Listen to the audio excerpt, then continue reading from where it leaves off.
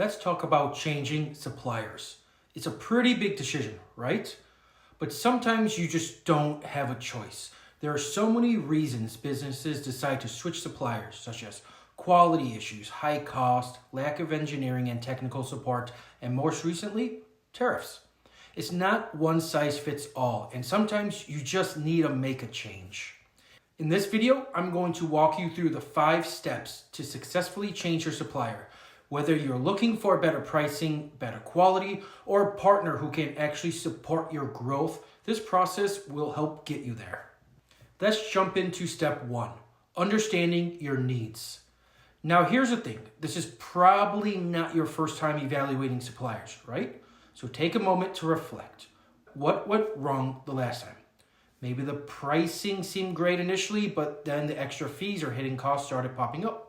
Or perhaps you went with a supplier that promised the moon but couldn't deliver. They overpromised and underdelivered. Or maybe nothing is really wrong, just the political tension is making it difficult to continue working with them. Learning from these past experiences help you to understand your needs. So what does your company need now?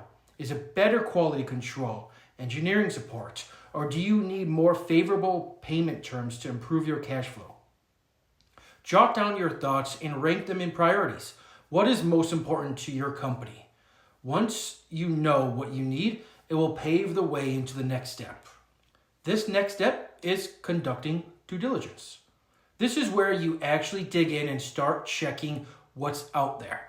First, talk to people in your network. They might have a recommendation for suppliers they've worked with or ones they've heard some pretty good things about. A warm introduction can save you a lot of time compared to starting out cold. If you do need to start out cold though, then just start with a Google search. If you're sourcing a commoditized product, then check out Alibaba or similar sites.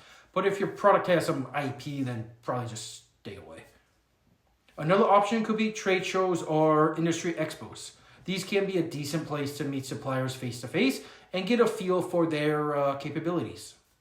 Regardless of how you find them, the goal is to narrow your options down to a manageable list. Here's what you're really looking for at this stage. Do they specialize in what you need? Can they solve what you defined in the first step?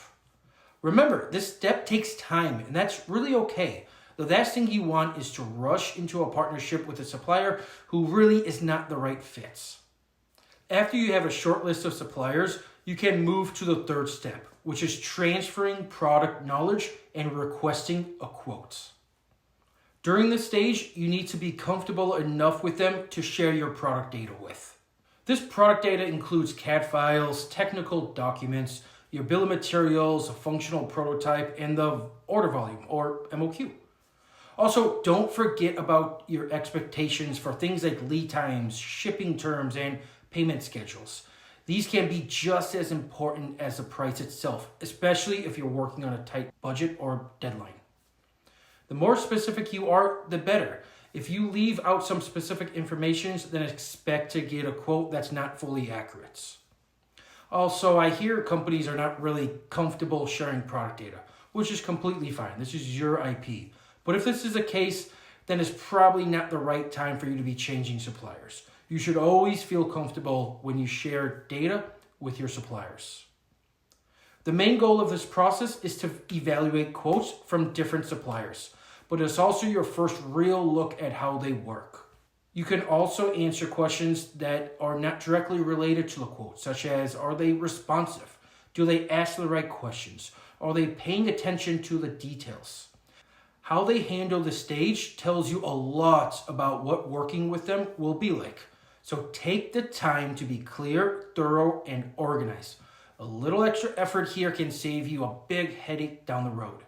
Once you have quotes from multiple suppliers, you can move to the 4th step, which is making prototypes. This is a critical step because it's your chance to see if the supplier can deliver on what they promise. These prototypes that you test their capabilities, materials, and processes before you commit to full-scale production. So what should you focus on when making samples? First, you want to make sure they follow your specifications. Once the prototypes are made, make sure they reach the quality standard that you need. Secondly, pay attention to communication during this process. Are they asking the right questions? Do they understand your requirements, or are you finding yourself constantly explaining things? Remember, this step is also a great way to identify potential red flags. If the prototype does not meet your standards, or if the supplier is slow to respond to changes, it's better to know now than after you've signed a contract. But if the prototype is perfect, communication feels solid, then that's a huge step forward. It shows that this supplier might actually be the partner that you're looking for. So take this stage seriously. It's your chance to make sure you're on the right track before moving into full-scale production. Now, it's time for the fifth step.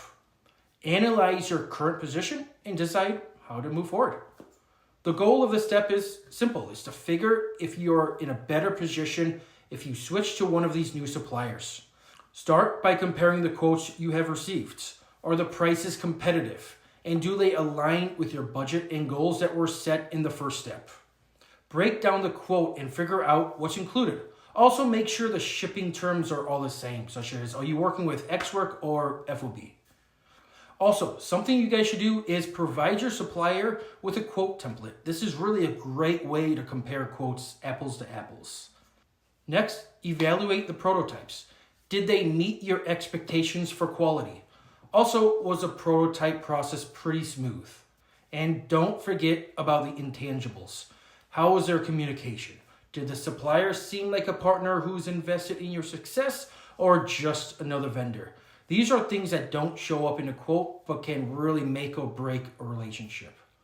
Here's a quick way to decide how to proceed. Are you confident the supplier can meet your needs better than your current one? Do they offer clean advantages like lower cost, better quality, or stronger supports? Can you see yourself working with them long term? If the answer is yes, then great. You can plan the next steps of working with this new supplier. This would be getting started with tooling, finalizing the work instructions, quality standards, and preparing for the pilot run. Changing suppliers might feel like a daunting process, but if you break it down into manageable steps, it becomes so much easier and way less risky. Remember, the goal isn't just to find a new supplier, it's to find the right supplier that can help you build your business. I hope you guys have found this helpful and have a better understanding of how to successfully change suppliers.